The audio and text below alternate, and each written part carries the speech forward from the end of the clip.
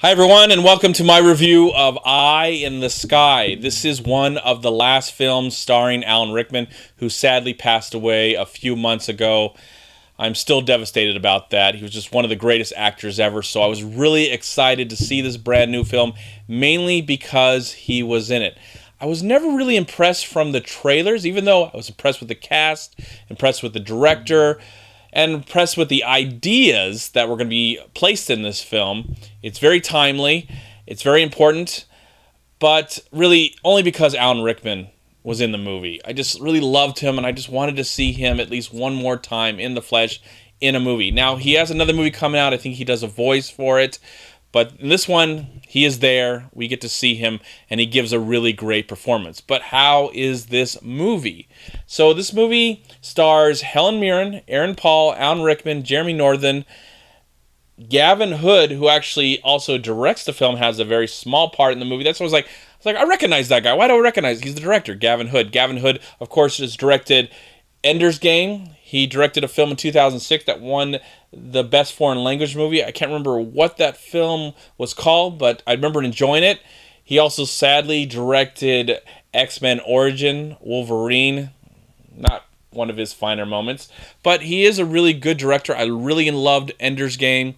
I love that film that it's called like Toy Story. I probably got that wrong. Really worth checking out from 2006. But this looked like something that was, going to be centered in the real world, like his earlier films, not some of the other films that he's done recently that is centered in the scientific or comic book world. That was interested to see him. And also the film stars an Academy Award nominated actor. His name is Barkhad Abdi. Barkhad Abdi was nominated for Captain Phillips in 2013. So the movie's centered in a realistic world. We get to know many military officials from all over the world. Helen Mirren is working in the UK, and everybody's working in a room. They're not actually in the same room together. The main cast. We got Helen Mirren working somewhere in the UK. I can't really remember. She's an official. She's really passionate about her job. This movie actually takes place in one day. She has focused on her energy in finding this person who was from England but defected to become a terrorist and now is somewhere in Kenya. And so she's been looking for this woman for 6 years and hopes to find her and stop what may happen in the future. We also get to know Aaron Paul, who's an American living in Las Vegas. He is a drones pilot. We also get to know Alan Rickman, who is a general working in the UK, and he's in his own separate room with other officials, include Jeremy Northam. It was really great to see him. And then we have Barkhad, who plays a Somalian, who is, I think he's Somalian in real life. Well, he played a Somalian pirate. I don't know exactly where he's from. Anyways, where is he from? Let's find out. Everybody, let's find out. He was from Somalia. So there you go. All right. So he is on the ground. He's actually there at the location, and he's got this really interesting technology. They can fly around this camera that looks like a bird, and then fly around this other camera that looks like a little bee. I don't know if that technology is there yet. If it is, it's news to me. But I felt like the rest of it was as real as possibly a movie could get. Again, I don't know. I mean, maybe that technology does exist. But it works well in this film. So they're all working together to find this terrorist before something bad can happen. And that's the plot. I'm sorry it took about 4 minutes, but there's just a lot of stuff going on. Different locations, different characters, all have one general goal, but are battling against each other to do the right thing because at the same time, there is possible collateral damage all around them in this location. This is an amazing film. It's intense as I hoped it would be. That's one of the huge expectations I had about this film. Even though I wasn't impressed with the trailer, I wanted an intense, exciting experience. I was shocked that this movie technically happens in one day. In many locations, that the actors are really not in the same spot the entire film. That's not really spoiling anything. You get that idea that from the trailer. But where it went and the twists and turns that it took, all the ideas and questions it asks about modern day warfare, about collateral damage, about doing the right thing, maybe helping to save many lives. In the process, you might lose a couple to save those many lives, and all those questions. I felt like moments of the film had great ideas about war, both the pros and the cons of war, the importance of it, and the sacrifices that are made, and then also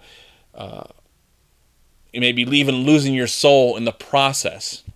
I felt like this was a play. I felt like this movie was presented as a play because most of these things happen in one location at one time, and the actors are talking to each other, whether they're talking in the same room or on, through Skype or whatever kind of technology that they have.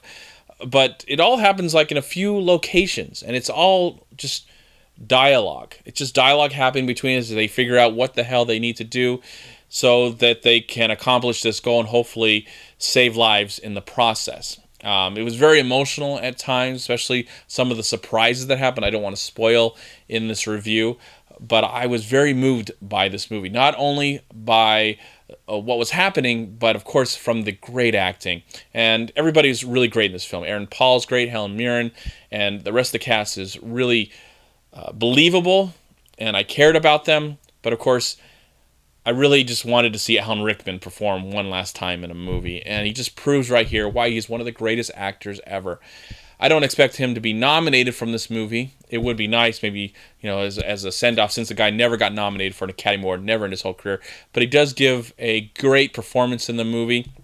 If I say that anything is worthy of an award, I would honor this film with a original screenplay nomination. I really felt like the person who wrote the script really did his research, or her research, I don't know who wrote the script, but the person really did their research to make this as believable as possible. Not only is this one of the best films of 2016, but I think it's one of the best war films I've ever seen in my life. Yes, some critics are saying it reminds us of Dr. Strangelove, though that was more of a comedy. This is more of a drama, though there is some funny moments in it, just like some levity moments that happen throughout the film.